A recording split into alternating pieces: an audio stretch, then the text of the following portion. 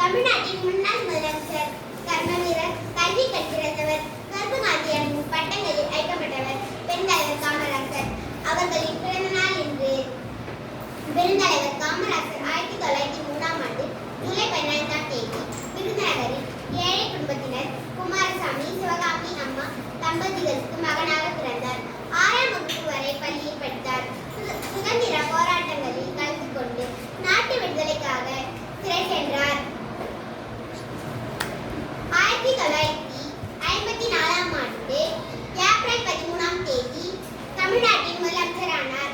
பள்ளி மாணவர்களுக்கு மதிய உணவு திட்டத்தை அறிமுகப்படுத்தினார்.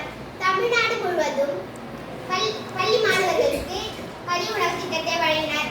அனைவரும் பள்ளிக்கு வந்து படிக்க வேண்டும் என கட்டாய கல்வியை கொண்டு வந்தார். மாணவிடையே வேற்றுமை எண்ணம் வராமல் இருக்க சீருடையை வழங்கினார்.